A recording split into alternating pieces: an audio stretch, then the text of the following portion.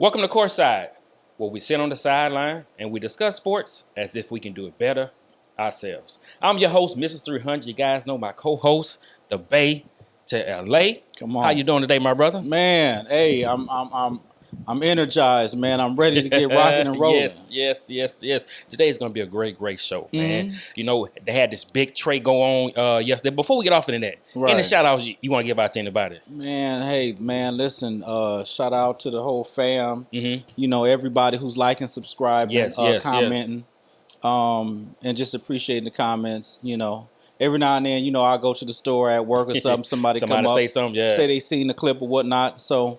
You know, we headed in the right direction. We just got to keep it moving. Yes, we do, man. Again, shout out to everybody who's been liking, posting, reposting, all that good stuff, man. The engagement has been fun. Again, if you like CourtSide, please like and subscribe to our YouTube channel.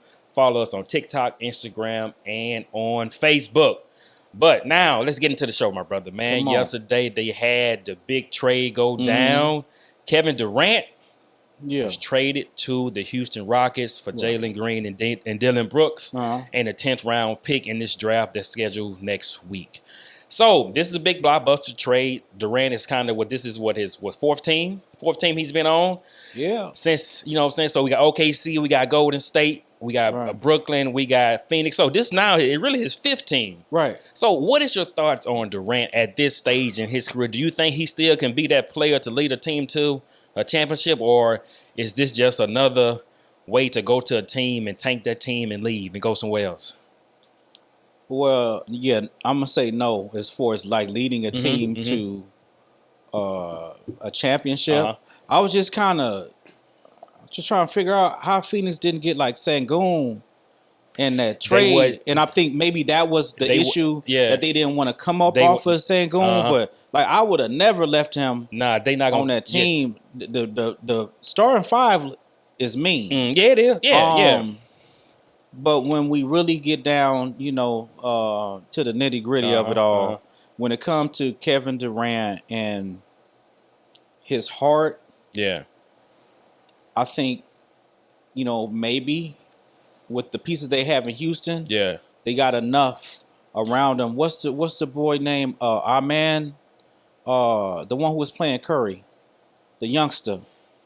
He a twin. Yeah. His last name Thompson. I can't think of his first name. Is it Amen Thompson? Yeah. So that fella there, man. Yeah, he's nice. He's nice. I think he is gonna turn into. He gonna blossom to a good player. An awesome player, man. And he got hard. I could see him helping KD to get to the next level. But as far as it coming from him, again, he just want to hoop. He just want to score. Yeah. You know, he'll play a little defense. You know, if he have to. But I mean, I don't know, man. If I'm putting it on him, I'm gonna say no. No. If it's the pieces around him, it's very possible. And that's what I say. I think him going to Houston, I think this is probably his best situation since he's left Golden State, because you have a nice team in the center. You got Thompson. You have Van Bleek who's still there. So you have a nice starting five around you who they can go out there, defend, score. The head coach, he's elite. So I think Houston is probably the best fit for him since he has left Golden State, because you think about going to Brooklyn or whatever, going to Phoenix or whatever. Those weren't going to the so those weren't good fits for him. But I think the Houston, I think that'll be a good fit for him. Now, as far as Phoenix on the other end, I think they're going to compete next year better, because now Brooks, he can go back to being that. I'm not Brooks, but Booker. He can go back to being that scorer that he was before KD got there, and now Bradley Beal can kind of do his thing as well. So I think both team has one adding a Jalen Green to Phoenix, giving that third option or whatever. I think he's going to fit in good. I think getting Dillon Brooks over there, he's going to be that defender or whatever. So I think Phoenix, they do shake back from what the performance they did team-wise this year. But overall, I think KD, him going to Houston, him putting them in with those young pieces, is going to be a nice, exciting team going into this season or whatever. But I do want to ask, man. What's up? KD has bounced around the league. Not by choice, though. You know what I'm saying? But why you think he don't get that that same type of you just jumping teams, you jumping ship. Why he hadn't been getting that type of hate? I would say because his demeanor, Mm-hmm. you know, and he tell you how he feel about the game. Yeah. You know, and as far as, you know, how far he take it and how he carry it, and it's not. Well, sometimes it's like nonchalant. Yeah. So it's kind of, if you don't really take certain things seriously, it is hard for me to take it seriously. Seriously, like, yes, you're all world talent, but you kind of act like it don't matter. It don't matter to you. Yeah, you know, I mean, we can't even get the man to comb his hair on a regular. I mean, it's it's like, hey man, I'm just hooping. I'm a multi-millionaire. I don't have to do these. I don't have to, you know. I got you, and I agree with that too. But I'm just looking at it from the talent point, staying wise, and as far as what he's done, as far as winning the championship, winning the MVP, finals and league MVP. I just like to say, folks, just go along with it. You know, he said, I want every situation I've been in, I want out. You know, and it's like, what is the real reason why you want out? Is it because you're not getting your way? Because you think about it, even with OKC, when you left OKC, y'all had pretty much had just lost in the conference final. It wasn't like the team was bad. Like, to me, you didn't get your way or whatever with Russ, so now it's time for me to go. You go to Golden State, you win 2 chips, you win 2 final MVPs, you and Draymond get into it. Things are not going your way as you say. Y'all didn't have a conversation about what happened between you and Draymond on the bench. The team didn't talk about it. The coach didn't talk about it. So now you feel a certain type of way. So now I'm out. You go to Brooklyn, Kyrie get there, Harden gets there.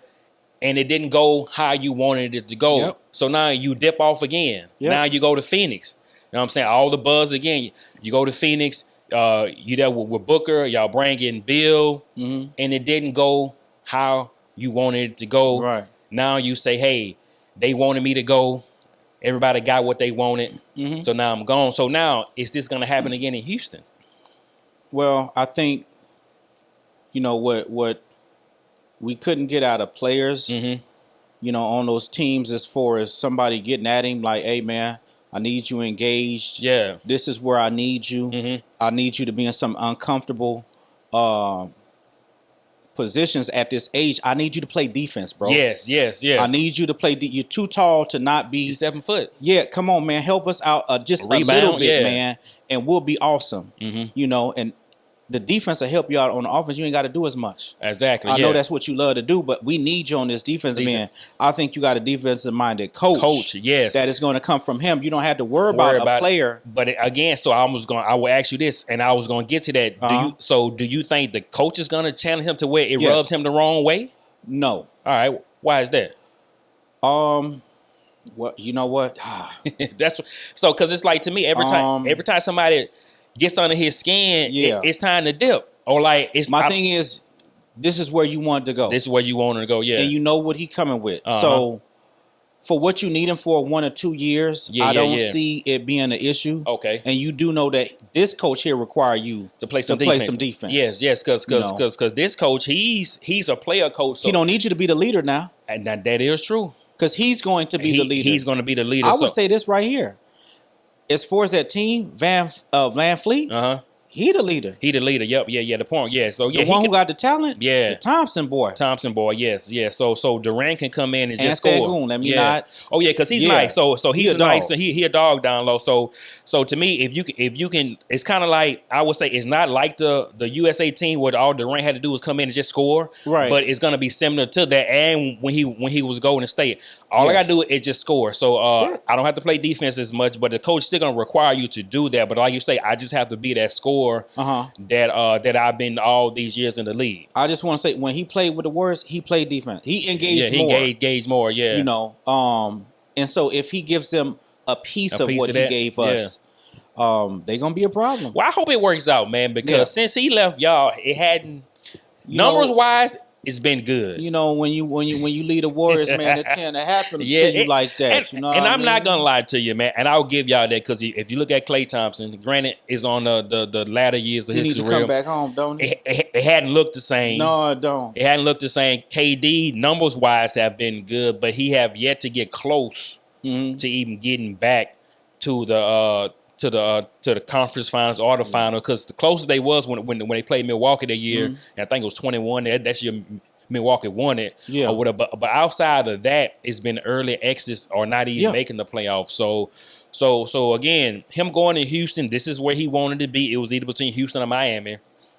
You know, we got to go on down to H-Town, man. I know, man. We got to catch the game, man. So live, man. I was thinking that, man. Yeah. We got to go live from CourtSide, right? Yeah. We got to, so I was thinking about that. So I think for the city of Houston, it's gonna be good.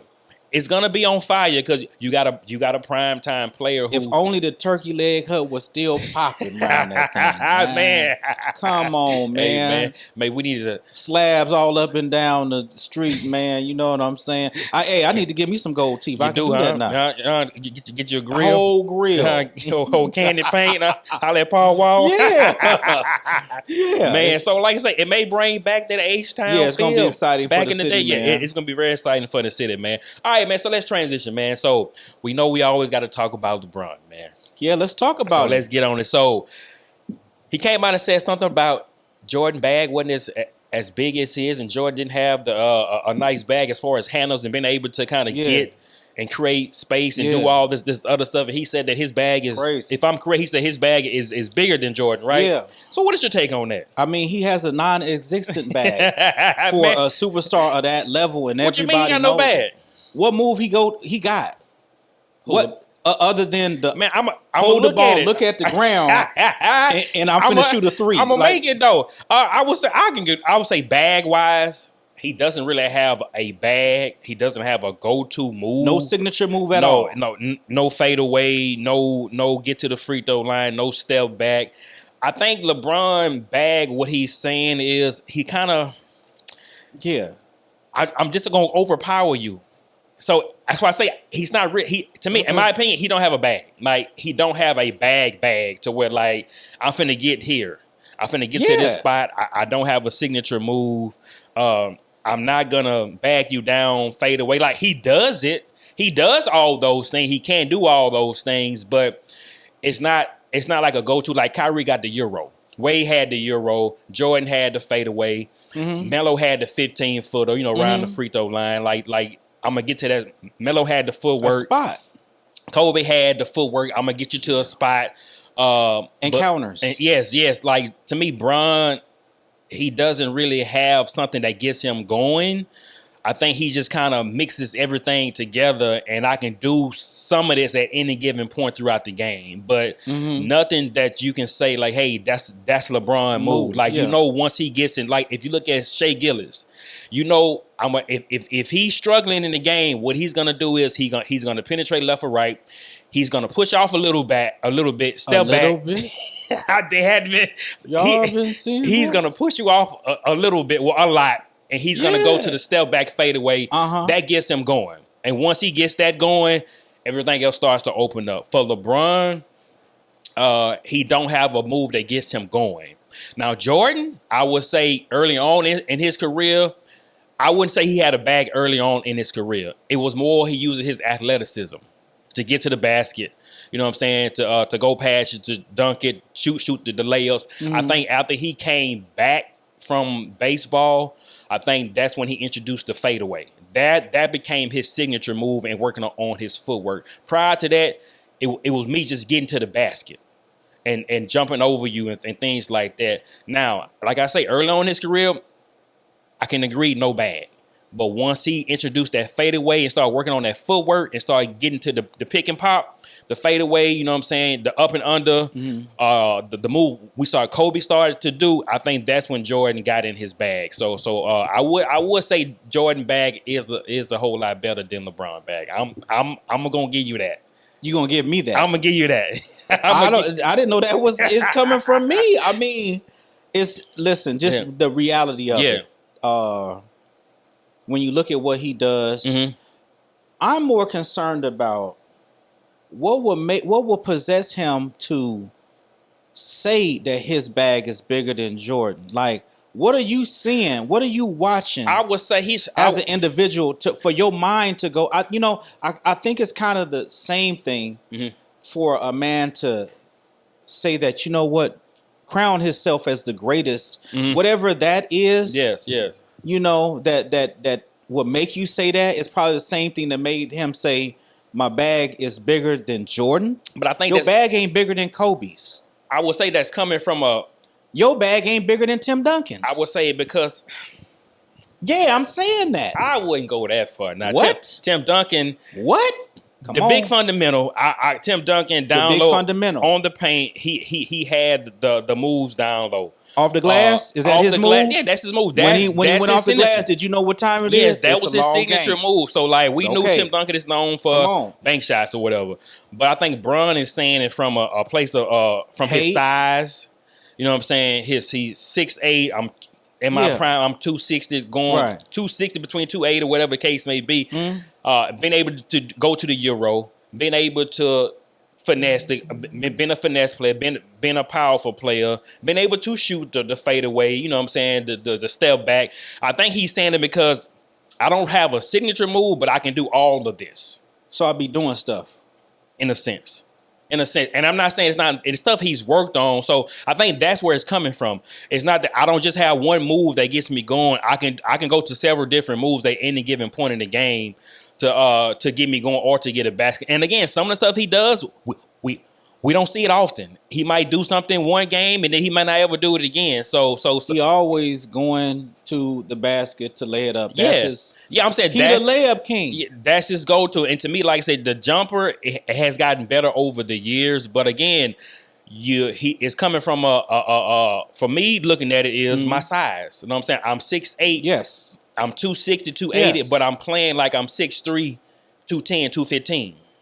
As far as the speed, getting to the basket, you know what I'm saying? Like, he don't play like a power forward or small forward. Like my play is like of a guard. So I think that's where he's saying the bag comes from because nobody his size other than Magic was able to do it like he's been able to do it for 20 plus years. So I think when he say his bag, I think that's where he's getting it from. But he doesn't have a signature move that know. So you're saying he's mistaken.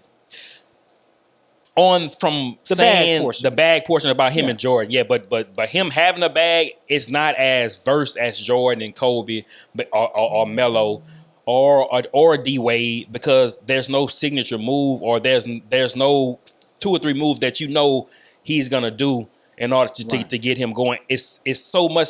It's several different moves that he does throughout the game that can get him going. So I would say, but I'm still leaning with Jordan, man. I'm gonna say Jordan. I'm gonna say Jordan. Hey, like I'm not. I'm not here to pressure you, brother. Yeah, I'm not saying his bag is not there, but it's not how he think it is. I just think his size and his power and his athleticism has been able to sustain throughout the years in order to keep him playing the way he's playing. For sure. We got to talk about that, man. It's to crown himself as the greatest. It's to don't he got chosen tatted on him or something? Yes, that.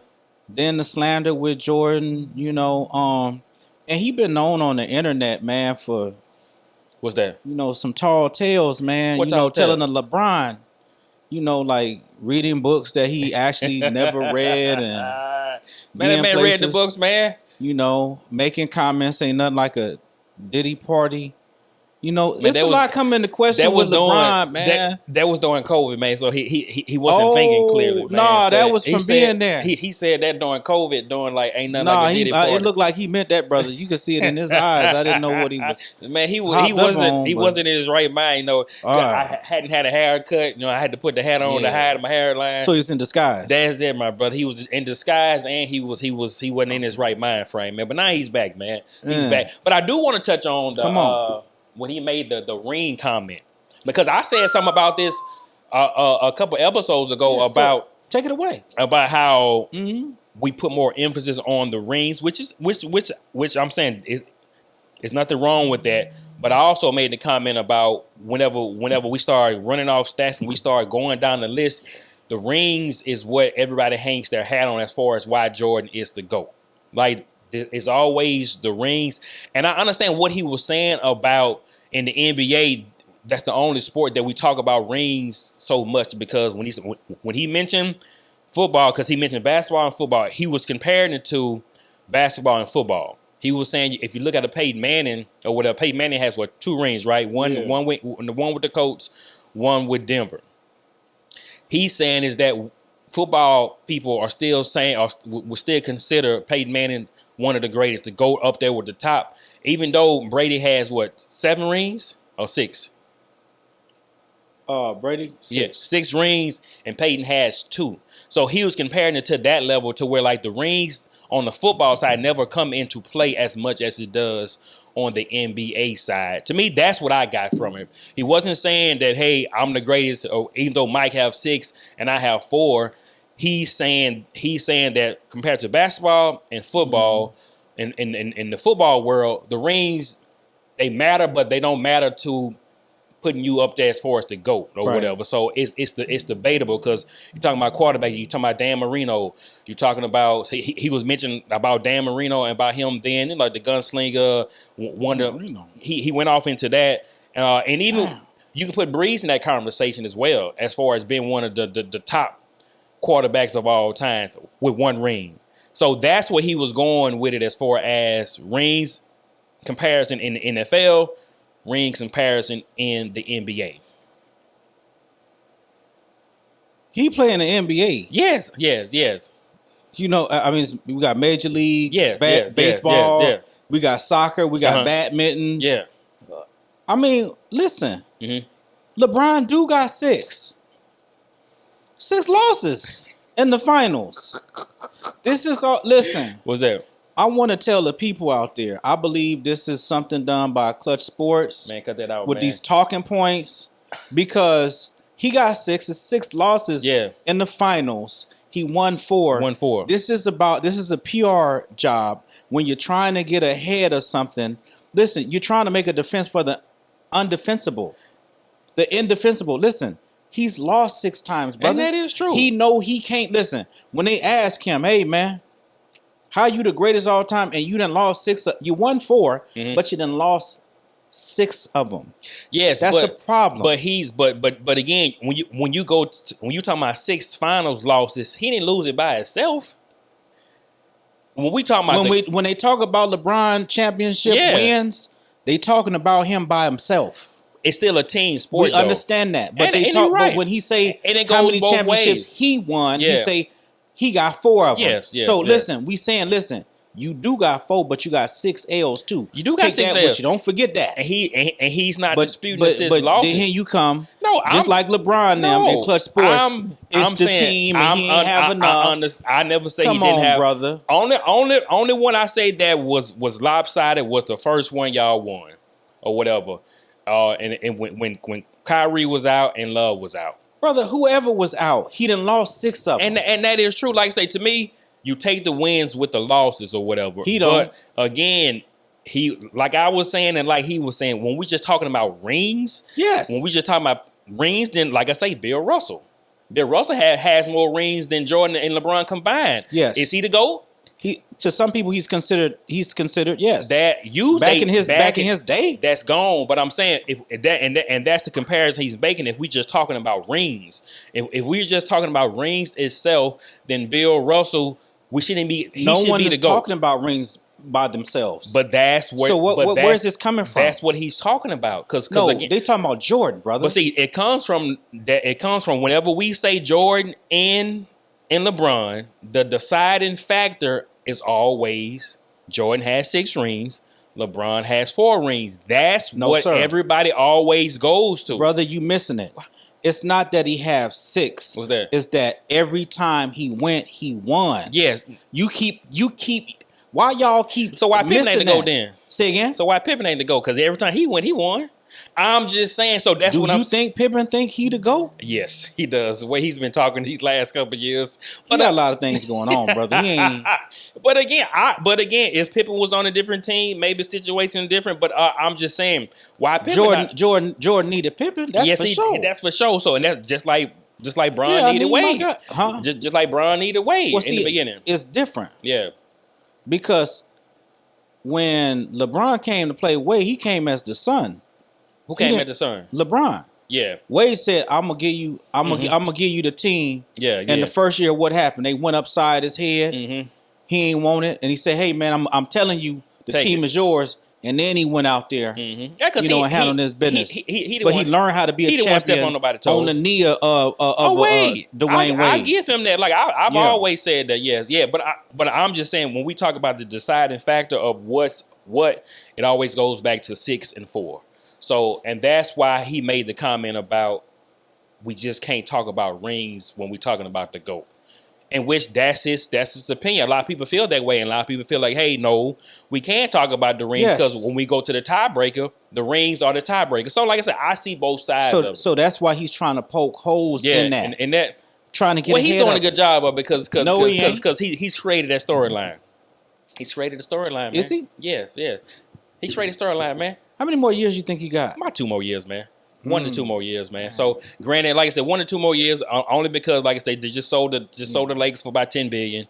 So Jeannie Bussnam is out, so he might play 1 or 2 more. So he might get traded. I don't see that happening, man. He got no trade clause. I think so, but I think he does. But again, if I just bought the Lakers for $10 million, no, I need to start recouping some of that money back. I'm gonna recoup it with Luka. Nah. And I'm gonna get LeBron and his son up out of there. Nah, feel me? If Bron goes, that light goes with it, man. But let's transition, man. Yeah, let's do that. Let's transition, man. You know, we both serve in the military, man. You on your way out, retirement. Yeah. Congratulations on all. How many years? 26? Man, thank you, man. 26. 26 long years of serving this great country. Yeah, for you sure. guys to give my guy a hand clap. Come on. 26 years of man. serving. How many departments? 3? 3 of them, yeah. 3 deployments, man. Sure. So let's talk about military as a culture, man. You know, you've been in 26 years. I know out of them 26 years, what are some of the most memorable moments you've had serving in the military? Memorable, I would say probably like my first Iraq tour, was the most memorable. As I was a corporal back then. Yeah. And so like my expectations of what it was going to be was different from what I actually encountered. Yes. And then Katrina. Yeah. When I was with 773rd, man, that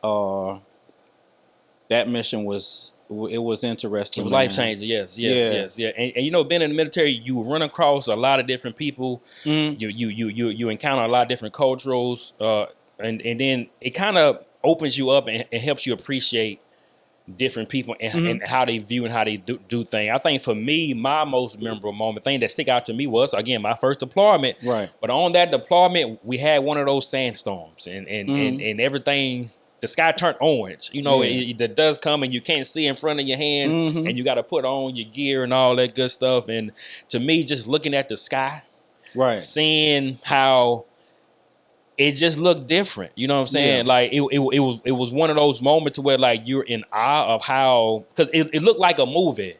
Right. You look at one of those old movies and it's like and I can't think of a movie, but it's like when everything is destroyed and the sky is orange and the smoke is in the background. Right. And it's like nothing but desert and you don't see it. That's exactly how it was, man. And I'm sitting there and I think and it just came in. Right. And we had to put on our gear and I'm looking at it, man. I'm like, man, it's scary, eerie, but at the same point in time, it's like I'm enjoying it as well because I've never seen anything like this before. And you know what I'm saying? We want to take pictures and things like that. And you want to try to remember as much as we can. Because, when you get back, you want to tell these stories and then you can share these stories with other military people. And and they kind of encounter some of the same thing. So I would say for that was probably one of my most memorable moments. Another one is when we got to Kuwait.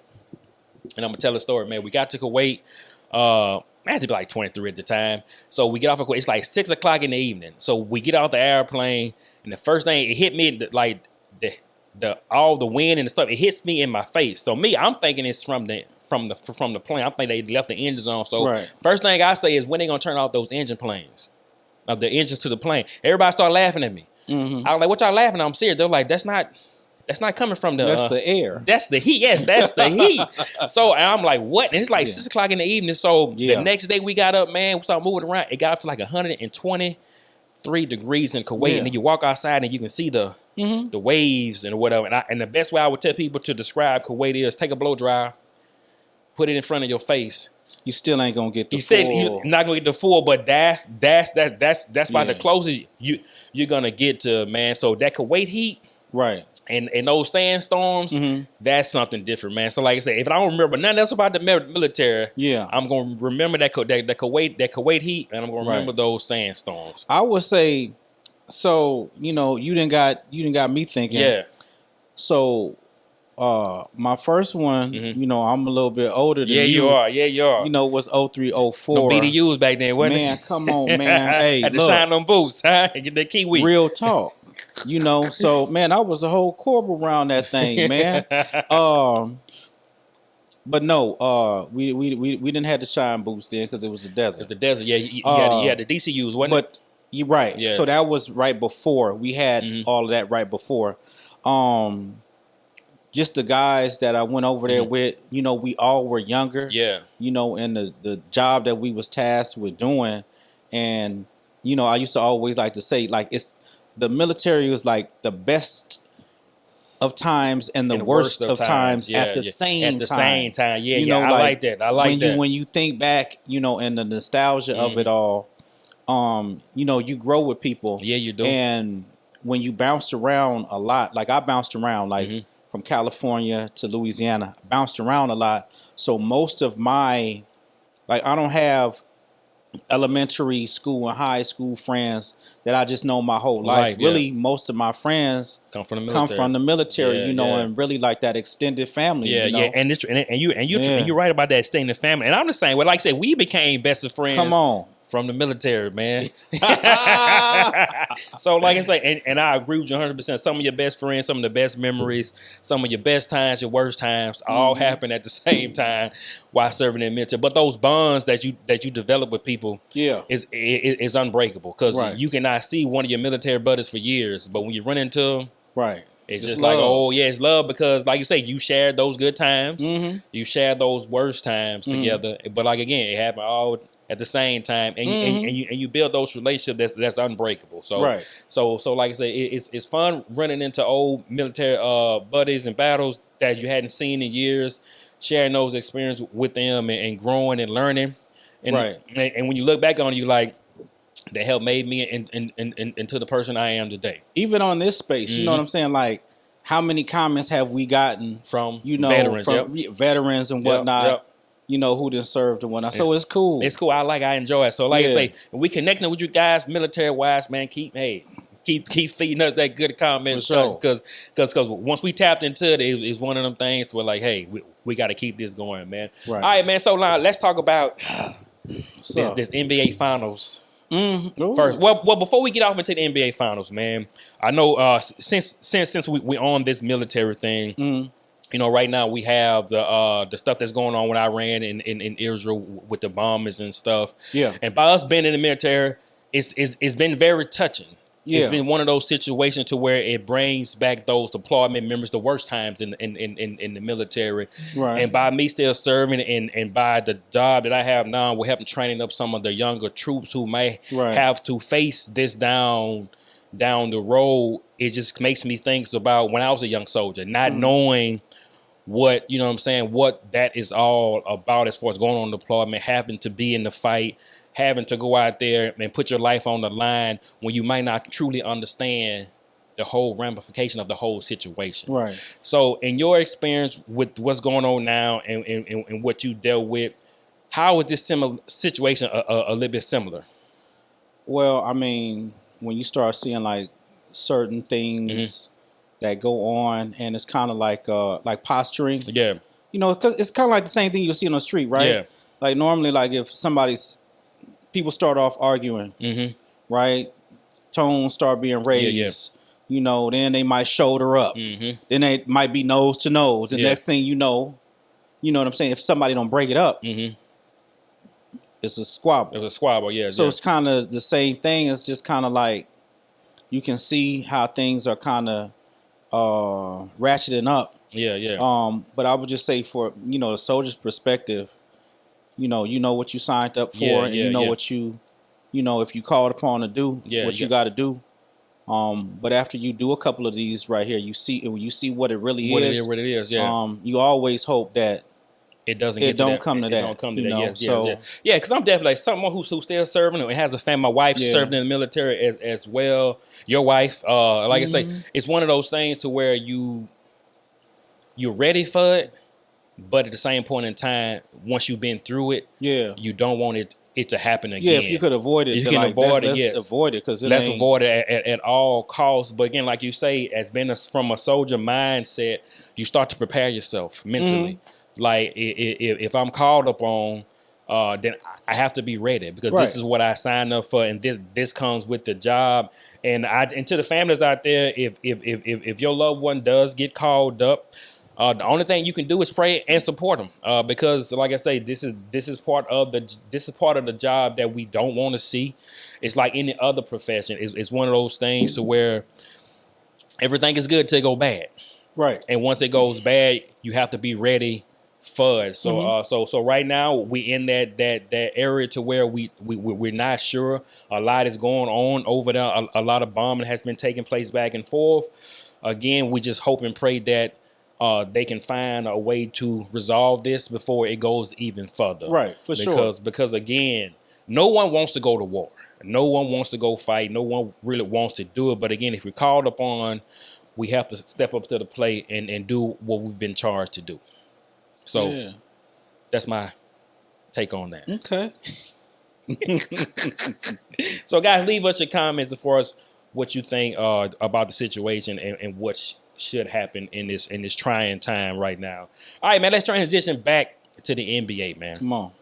We just wrapped up the NBA finals. We did. OKC, they won the championship.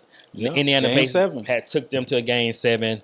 Hansberg, he got hurt game 7. And to me, the way he got hurt was similar to the KD situation. The same move, the step back, trying to excel off that leg, ruptured his Achilles. Well, it's already been you had a calf injury. Yes. And you kept going. Playing. Yes. And to me, I hate it when they say a calf injury because we all know it's the Achilles. You got to stop. You got to stop. Like to me, granted, it's all connected, but you can't say I got soreness in my calf and we running with that story.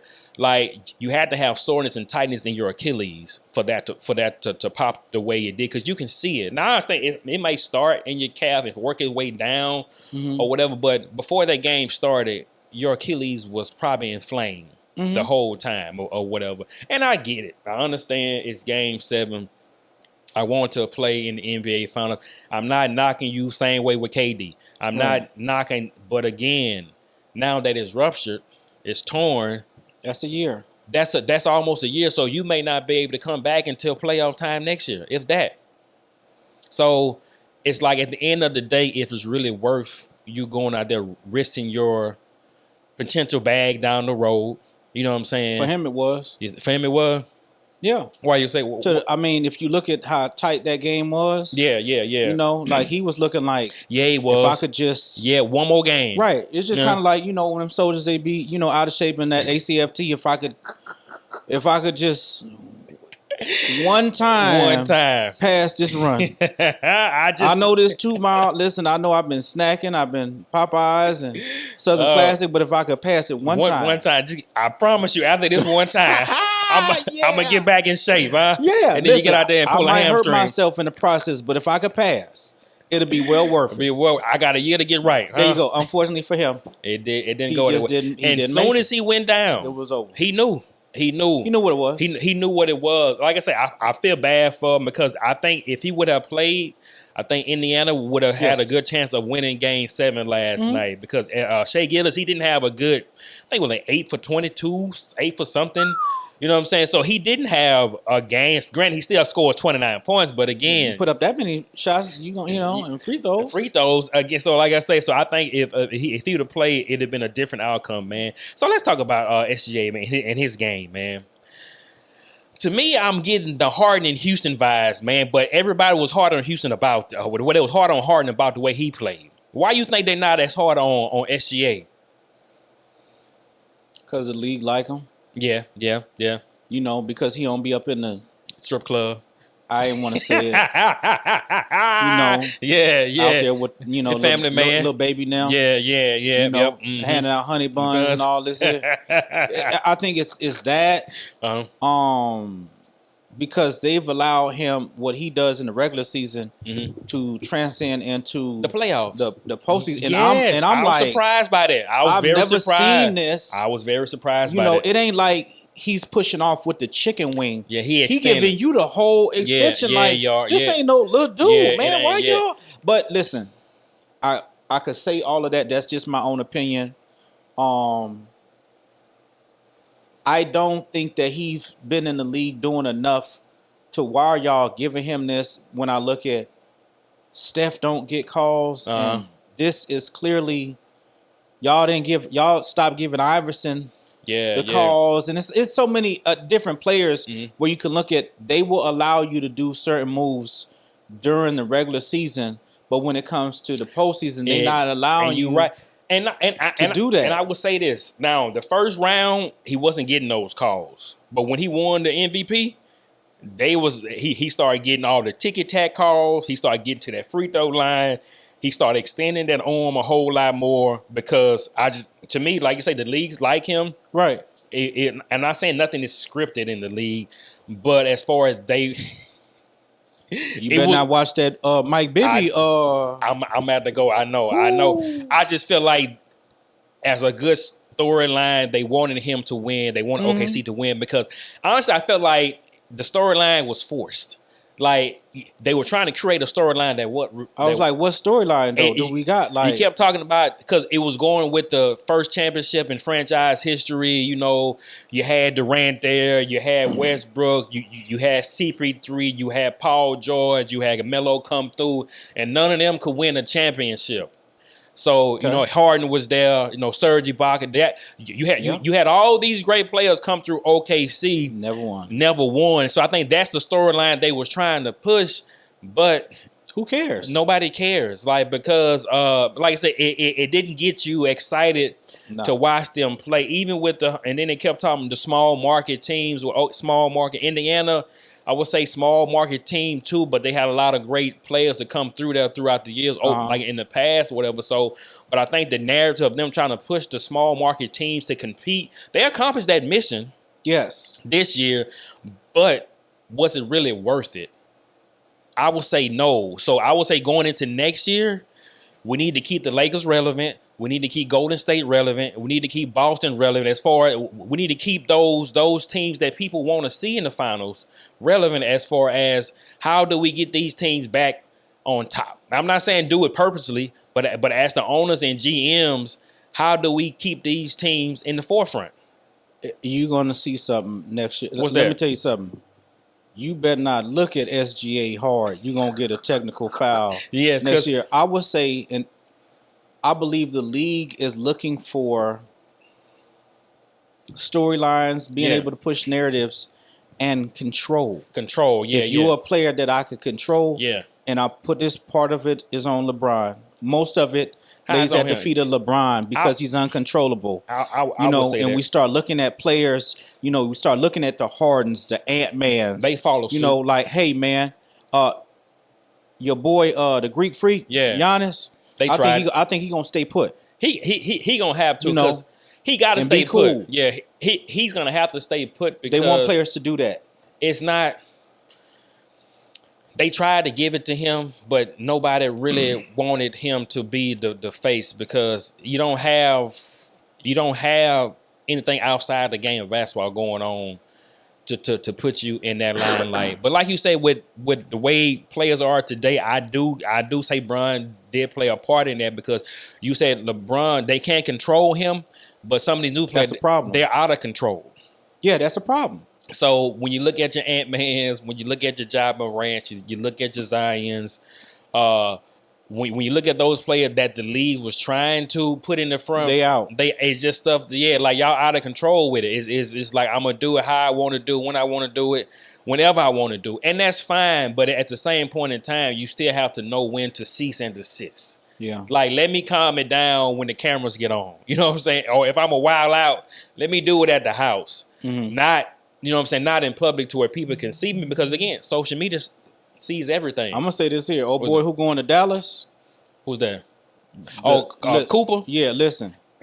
If he halfway go to the rack, right? If he halfway go to the bucket, he gonna average about 20, 25. Yeah, because they gonna for sure. Because I think the league is gonna want him to be the next. They gonna give it to him. But and again, I just don't see him being what they want him to be. Listen, they gonna try it. Just go in the direction of just go in that direction. Yeah, they'll do the rest. Yeah, and I agree with you on that. But to me, I just think long term, he's not gonna be what they want him to be because they tried to give it to Porzingis, they tried to give it to Chet, who played with OKC. The game didn't. That's what I'm saying. Cooper Flags, he's a little bit bigger and stronger than those two as far as strength wise. But I don't see they him. Gave it to Luka, but he don't want to. He don't want to put that mug down, man. That's what I'm saying. So Luka, Heineken, like to me, like Cooper, he's gonna be able to the Heineken, the Guinness, all that. Cooper is gonna be able to do his thing, but he's not gonna take nothing over. It's too many in front of you who's gonna come for you.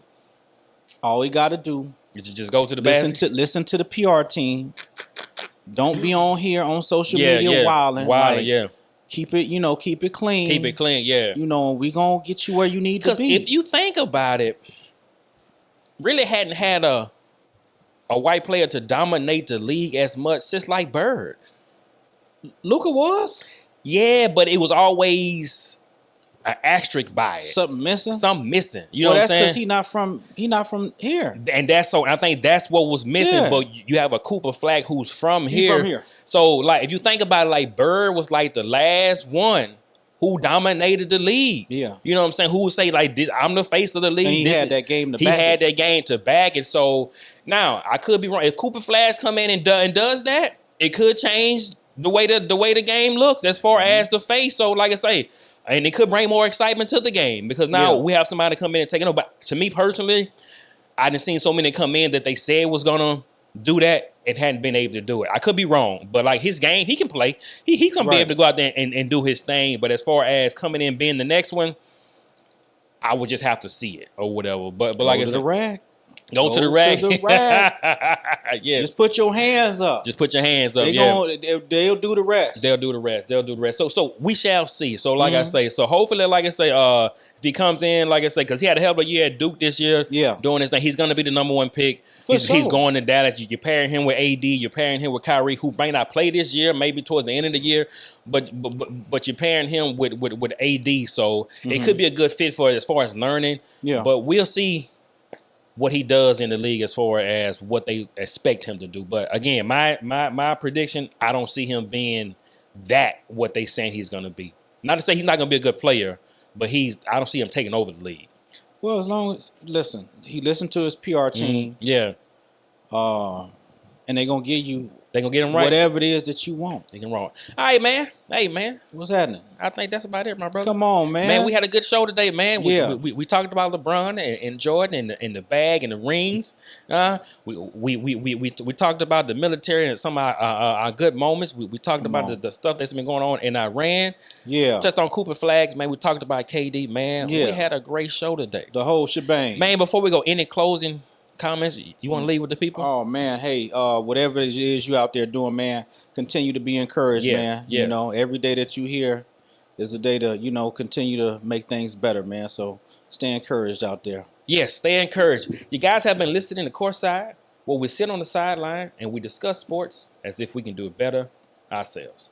I'm your host, Mr. 300. You guys know my co-host, the Bay to LA. That's me. Hope you guys have enjoyed yourself. See you guys on the next one.